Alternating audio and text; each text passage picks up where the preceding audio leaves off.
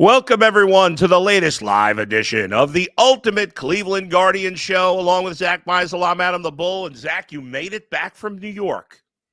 How was the trip? Well, it was fine. It was a lot of work. It was quick. I have one question for you. Oh, Will I be going back to New York? we will answer that question right here on the Ultimate Cleveland Guardian Show.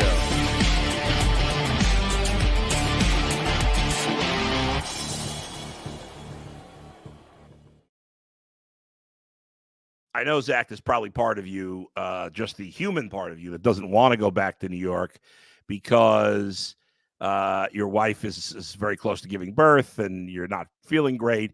But most of you probably wants to go back because you've been covering this team. There's a lot of great stories still to happen, especially if they win. And so, I do believe, obviously, I picked them to win in 7. At this point, down 0-2, I thought they'd win a game in New York. It's hard to predict them to win. I believe 15% of teams that go down 0-2 win the series. That's actually better than I would have thought. Right? I think it's somewhere. It's either 14% or 16, somewhere around there. So 15 sounds good. I give them even a better chance than that. I think I really do. I'm giving the Guardians a 33% chance to win the series. So I'm giving them a 67% chance to at least get it back to New York, which would mean winning 2 of the 3 in Cleveland, and I think they'll do that. Why so much confidence?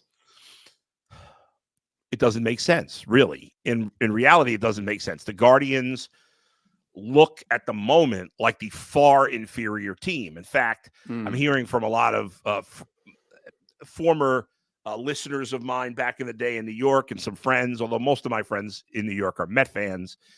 But the few friends I have that are Yankee fans are feeling very cocky and confident. They think the Guardians, one guy said to me, I think this proves that the Guardians just were in a crappy division. And the fact that 2 games would prove anything is just silly. And right now, this moment in time, obviously the Yankees are playing much better baseball than the Guardians are. There's no denying that.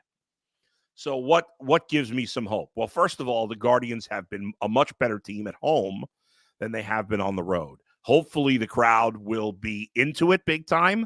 I know there is going to be some Yankee fans. We could, tell fans all we want. Please don't sell your tickets to Yankee fans, but money talks. I understand that.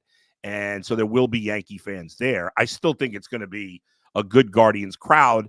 And obviously if they get off to a good start, that will pick things up. I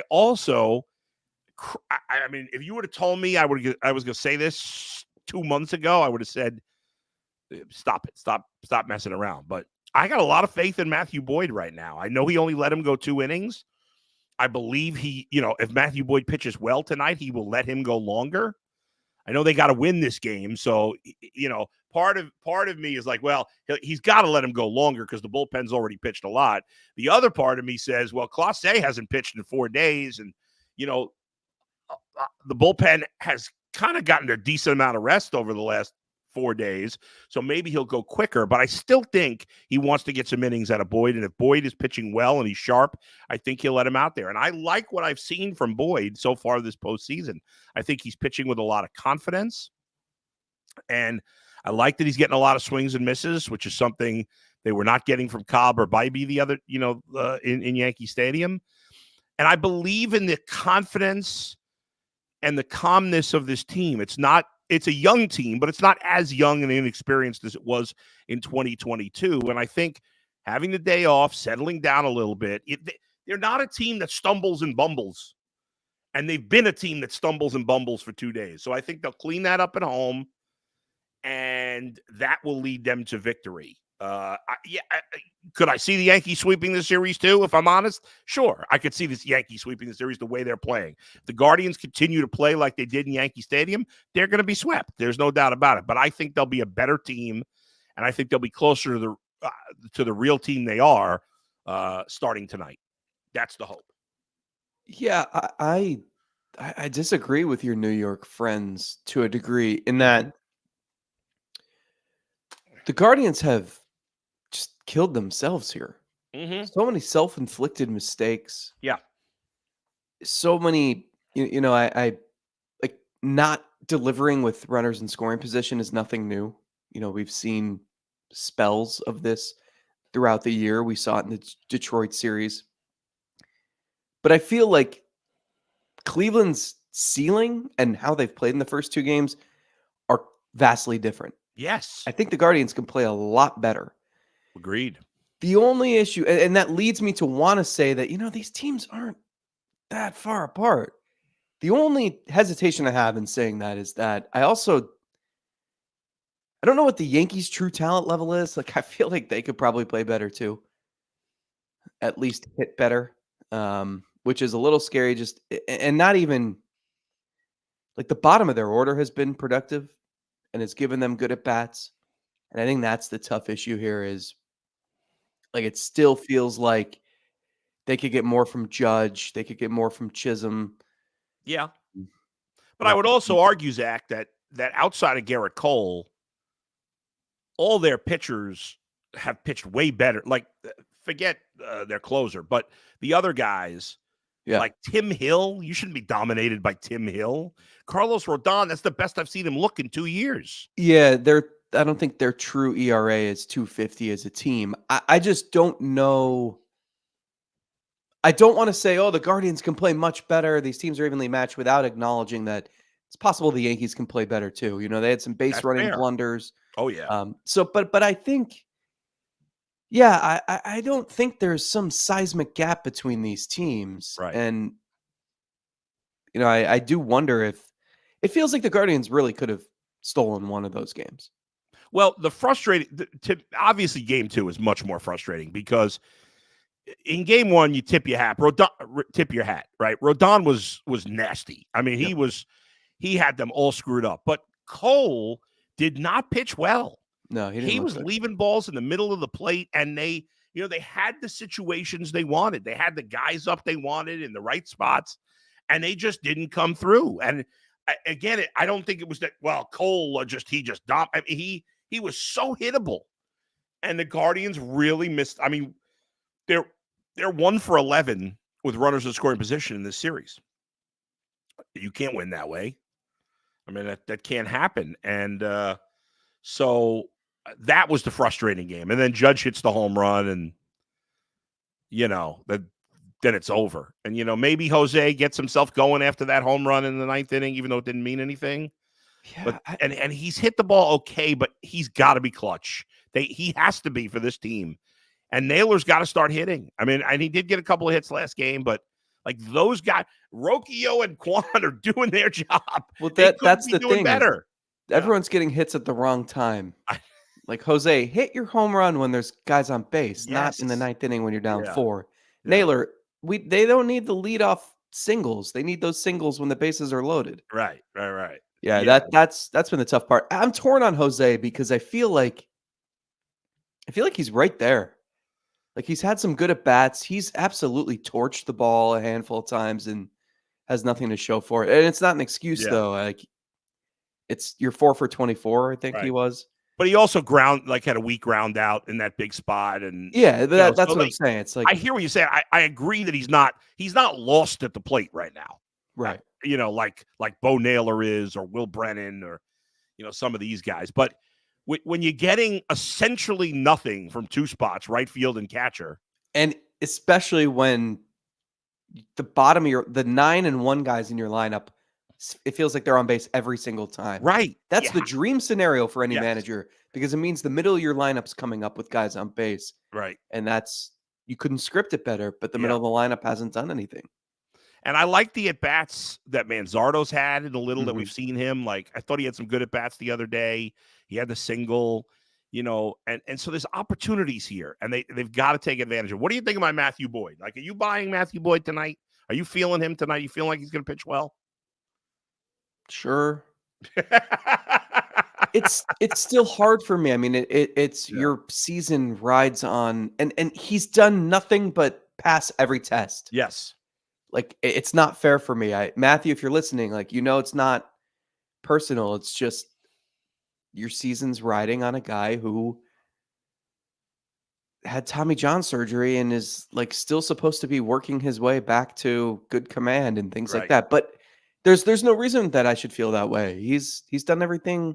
Like he's been their most consistent starter, hasn't he? I mean, him and Absolutely. Bybee, but Yeah. I feel like Boyd's been even more consistent lately. So I sure, but as you said, like you can. I'm more interested in what happens after Boyd. I feel like Boyd is predictable, like that Right. he's going to give you a solid start. Don't think he's going to go 6, but you don't need him to. I'm Nope. curious what they're going to do, how long of a leash they're going to give him, and how much they're thinking about game 4 when they're making their decisions in game 3, knowing you don't have an off day here. Yeah, but I mean, this game is everything. They could win 100%. 4 out of 5. They're not going to win 4 in a row. So, or almost not. Like you got to win today's game. So it's got like, I mean, Clase hasn't pitched in 4 days. I'd pitch him 2 innings today if I need to. Sure. Right. But I'm just saying, yeah. I don't think you can pull him in the second inning. No, You know, no. I mean, I guess if he's getting killed, I mean, what do you? Yeah, Ivy was terrible for all the people that were like, you should have. He gave he was the first time through the lineup 5 for 9, and all 5 hits were smoked. Mm-hmm. So, and I didn't like that. I mean, it's probably not fair, but when he had that like kind of smile, like, why did he take me out of here? I didn't like that. Did Vogt address that at all, or did Bybee address that? No, I asked Bybee if. Well, no, he was asked like, were you surprised? Yeah. Yeah, he was kind of like shaking his head and smirking, walking off the mound. I didn't like that. I don't know if it was. He's not going to be just mad at he's not trying himself. to show up the manager. I think he's more like, man, in the playoffs, if you don't have it, like it can end pretty quick. Yeah. I also think he was a little surprised by intentionally walking Soto, which I think was the right move, Zach. What do you think? I do too. Yeah, I mean, it worked. New York media thought it was the craziest thing that's ever happened. Your people. I don't. What can I tell you? It was the absolute right move, and not just because I mean, Judge got a sac fly, he did get in a run, but they're both incredibly great hitters, and even though over the course of the season, yes, Judge was better than Soto, but not by much. And right now, Soto's better than Judge. I mean, it's that, and it led to the bases loaded situation. So, yeah, in theory, it's crazy to walk a guy. There's not many situations where you'd walk a guy to pitch the Judge. That was one of those rare circumstances where it was the right call. Yeah. Set up a force play, double play. Kate Smith coming in. Like, yeah. And the bullpen outside of the bullpen overall did a good job. Outside of Gaddis giving up the home run, which wasn't even a bad pitch. That's just Judge being Judge. It's so funny that you say that, because when Judge hit that ball, in my head, I was like, that's not a home run. I was thinking it was a good pitch.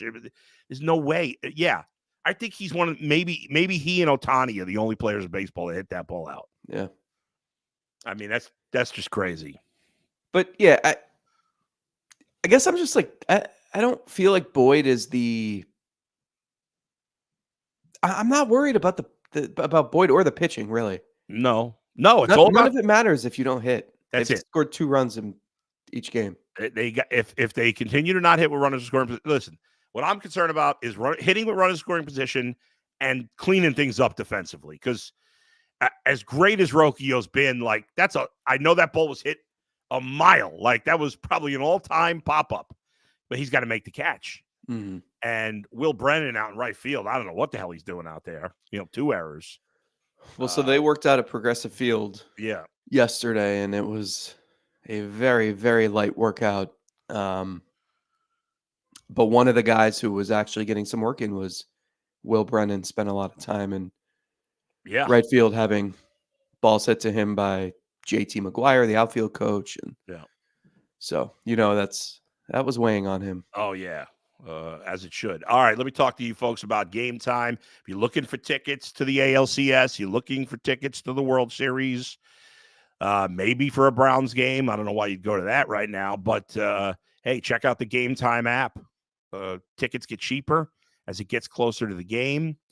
Take the guesswork out of buying tickets with Game Time. Download the Game Time app, create an account, use the code LOCKEDONNFL for $20 off your first purchase. Terms apply. Again, create an account and redeem the code LOCKEDONNFL for $20 off. Download Game Time today. What time is it? It's game time. All right, Zach, I want to get some reaction from the fans here. Let's see what they have to say. Old Ben with a super chat says, if Jose comes up in a close game with runners in scoring position again and doesn't deliver, the series is over. That's how perfect we have to play going forward. Yeah, I mean, I can't disagree with that.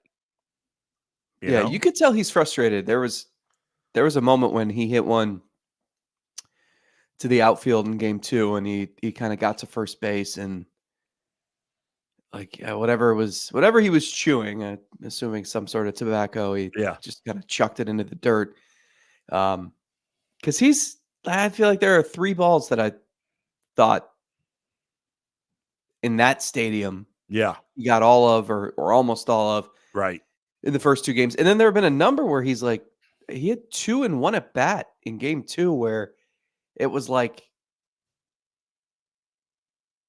you thought it had a chance to get in the corner or be a home run, and it tailed foul. And I don't want to make excuses for the guy because he doesn't need me to, but it feels like he's on, like he's seeing the ball well. He's just like a tiny. I compared it to like when you're back in the day when you're adjusting your stereo dial and you're trying to find like the perfect reception to listen to whatever you want to listen to. But there's just like a little bit of static and you're trying to tune it and you can't quite get it perfect. Right.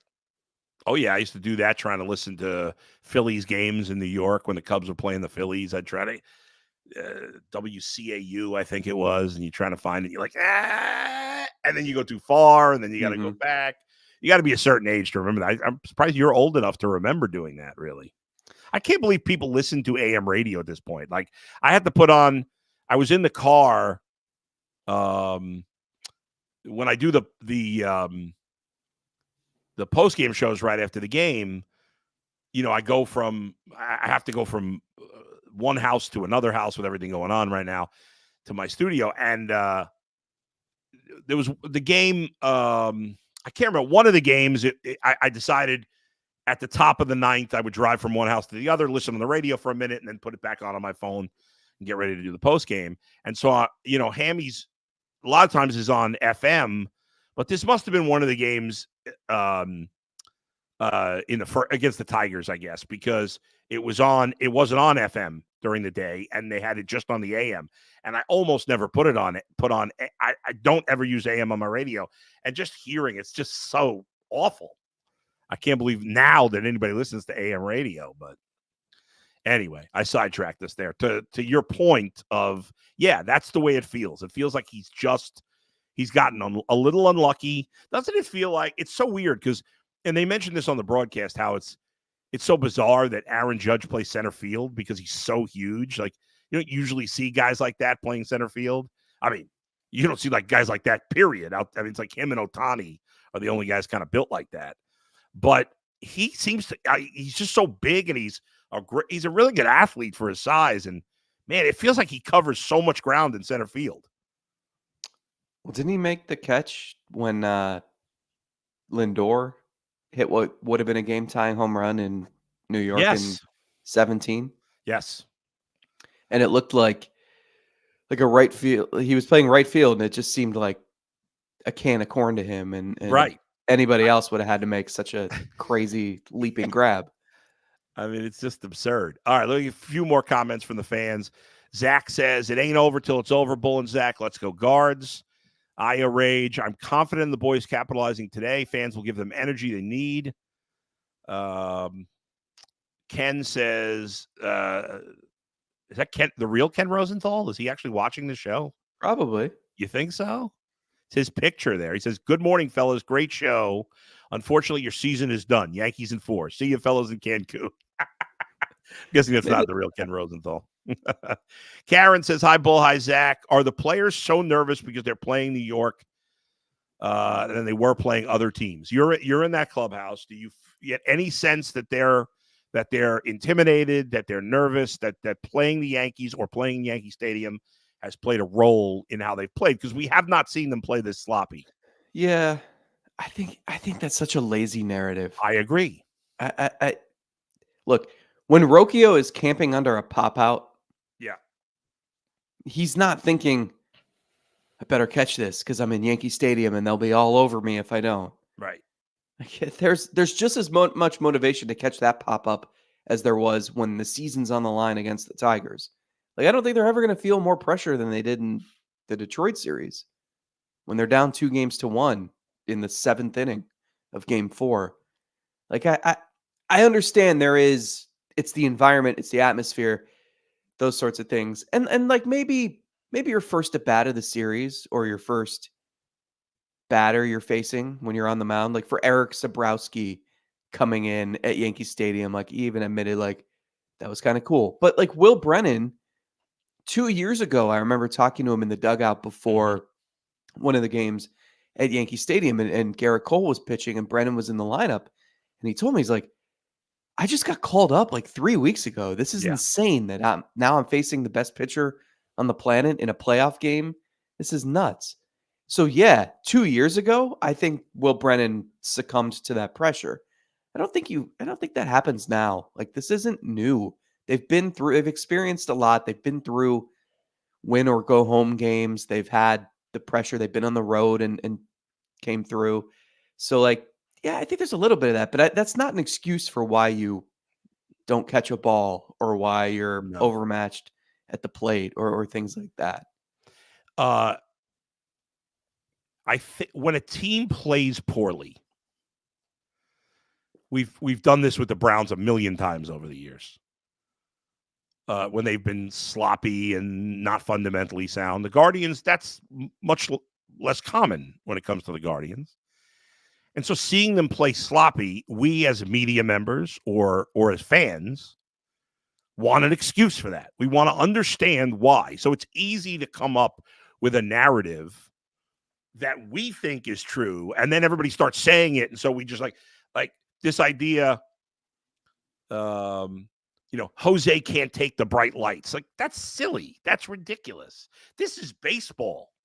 It's not. If LeBron James had a game in the playoffs where he scored 4 points on 1 of 25 shooting, like I still wouldn't say he couldn't take the bright lights, but like that's crazy. You can't even wrap your head around that. In baseball, I don't tell you this. Obviously, it's just so random. It doesn't matter. So yes, Jose Ramirez, like Brian Rocchio, the whatever the basketball equivalent is of Brian Rocchio, having one better game than the basketball equivalent of Jose Ramirez is unlikely. A whole better series is impossible, basically. But that happens in baseball all the time. All the time. That's just the nature of the game. No matter how good a player is, you can get in a cold streak at any time. It doesn't matter. Shohei Ohtani, Aaron Judge. Look at Aaron Judge. Until that home run, he hadn't done anything in the playoffs. And for the last few years, he's been one of, if not the best hitter in baseball. You just never know. So the lights are too bright, or these guys can't handle Yankee Stadium. Are there a couple of guys that might be feeling something for the playoffs? Sure, but like it's not this whole team thing. But it's easier to put it in that bucket than to come up with a real reason why, because sometimes there is no real reason why. It's just baseball. And that's boring. So nobody wants to say that. But they're professional athletes. Yeah. They have mental skills coaches. They have veterans on the team who are on the team specifically to help guide them through experiences like this. Yeah. They have coaches. They have teammates they can lean on. They have every resource you could ever want. Right. They have a nap room in baseball stadiums. Love it. So that they can get some sleep Yeah. before a game if you're feeling the pressure and you just want to go sit in the dark for an hour. Yeah. Like you have everything you could possibly need so that you can handle pressure, so that you can internalize it. They've spent their lives working toward this moment, right? When guys come up for their major league debut, they will never be more nervous than they are in that moment. But it's not like everyone who comes in for their first career at bat strikes out because they're too nervous. A lot of guys get hits. That's right. It's not like they have learned throughout their careers how to translate that pressure, those jitters into fuel. Like they know how to deal with that. And so you can't use like Will Brennan booting a couple balls in right field is not because Yankees fans are heckling him. It's Right. because he just made a couple careless mistakes. And And that happens. And it's unfortunate yeah, that it happened when it did. and I understand there's something to Yankee Stadium, but there's something to Because Wrigley they Field blast too. music between every Oh, single pitch. that is annoying. There's something to Wrigley Field. There's something to Fenway Park. Okay, though maybe those teams aren't as intimidating, but these players on the Guardians, especially the younger players, the Yankees haven't been this crazy good franchise since they were all born, when Jeter and those guys were wrapping up their careers. Or, by the time they were old enough to watch baseball, the Yankees have been a good team, but they haven't been some juggernaut. So I don't know that. And plus, I don't even know. Does the average player these days even pay attention to the history of baseball? I don't know. I mean, so like are the Yankees really that big a thing to players? I think to some of the Latin players, yes, because I think Yeah, the Yankees are still big in like the Dominican Republic. sure. But you're right. I mean, who was I thinking of? Bybee, I think, was born in like 97 or 98. Sobrowski born in 97. Yeah, like a lot of these guys were born in the late 90s. Yeah.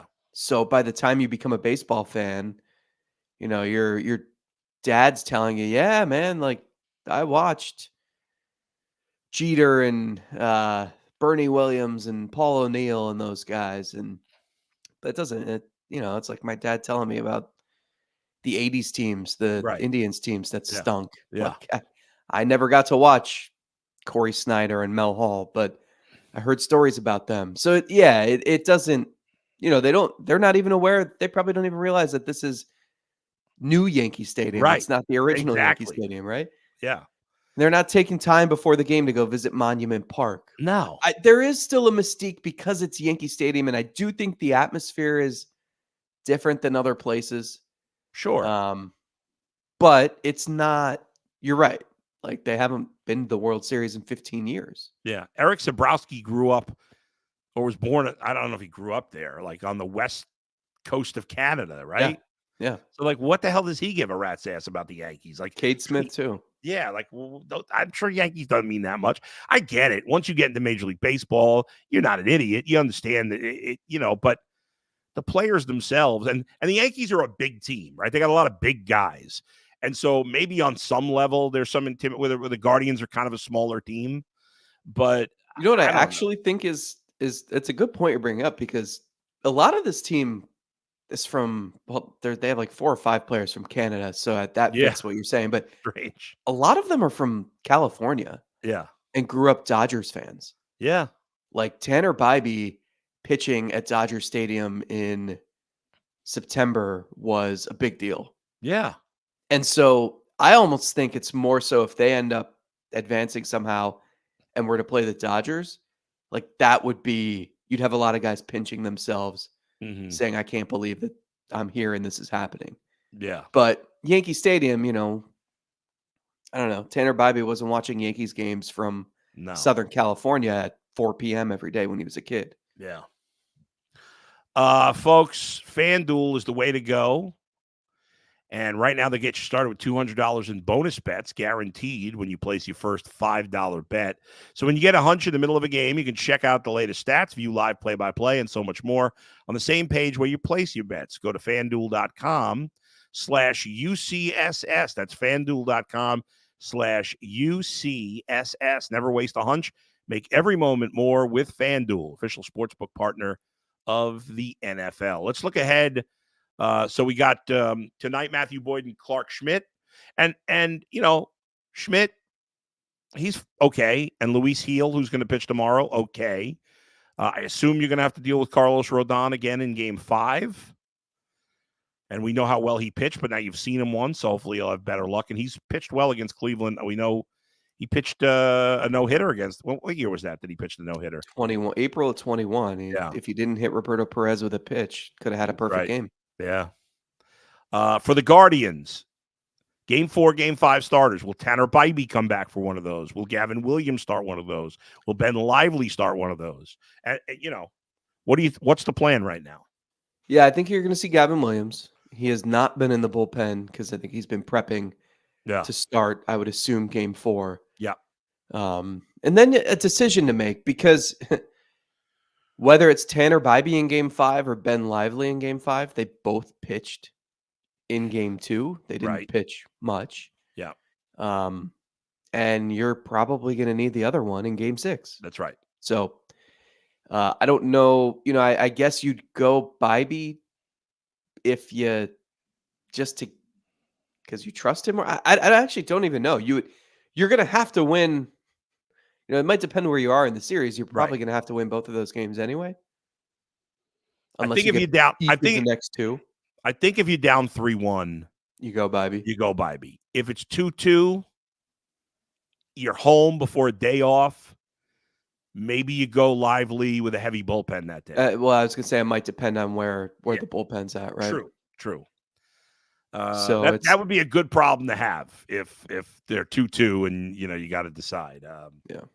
It'll be interesting. But yeah, I would assume Bybee in one game and Lively in the other, and then back to Boyd for Game 7 if we get there. So that's why I actually weirdly think Gavin Williams is going to pitch well. I do too. And he's got the upside. He could go out there. I mean, he could go out there, give up 4 runs in the first inning.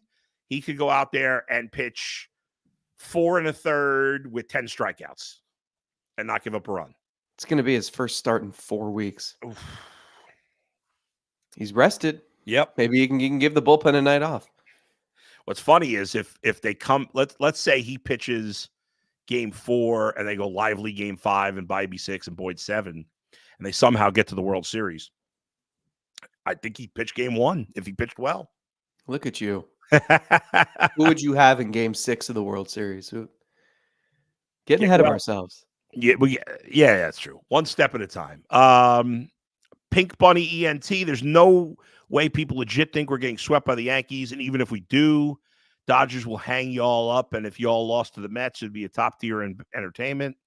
Not even sure what he's saying there. Evan 419. I think there's an argument going on that I'm not a part of, so I'm not sure. John says, thank you guys for doing these shows. I'm not giving up on this team until the last out. Go Guards. Redheaded stepchild. What does it matter if this team is better or not? The team isn't playing anyone from 2022. Did the Nailers get their powers robbed from them Space Jam style? The Nailer, what are you doing to catcher right now? Well, yeah. We could dispute the pinch hitting decisions, etc. It doesn't matter when your catchers are 0 for 23 in the playoffs. Bo Nailers 0 for 14. Hedges is 0 for 9.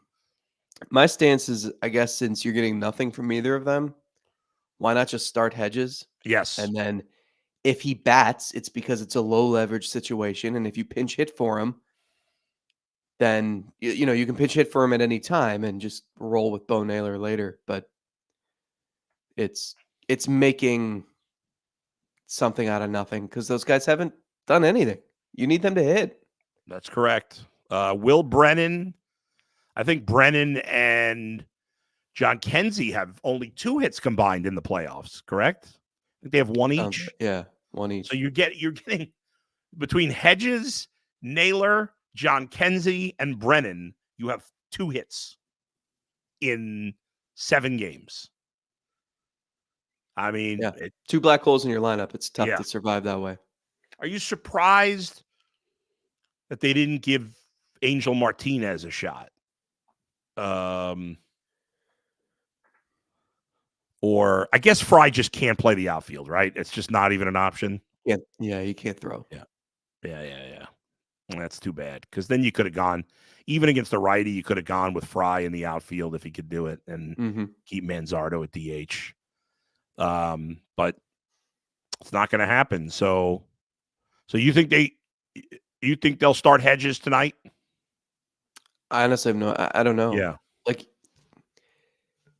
in a if this is the regular season, no, right. because Naylor's technically the better matchup against the right-handed pitcher, but it's like they're already thinking out when they're gonna pinch hit before the game even starts, which Right. is just an indictment Yeah.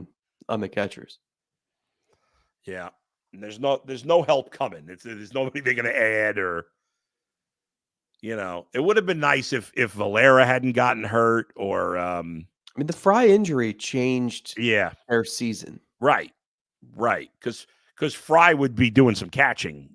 The first couple months, they Yeah. were Hedges was playing like maybe once a week. Yeah.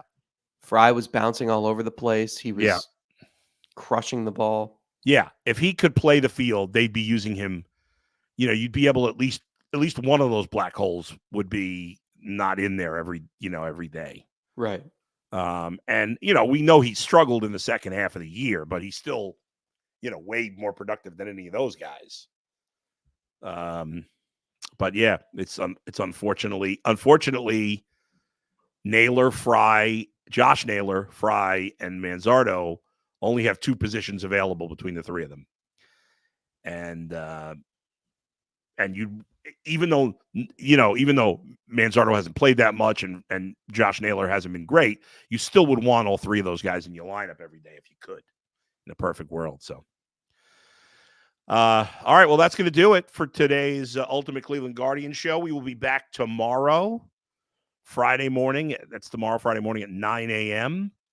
And then we'll be back Saturday. Well, you might be traveling.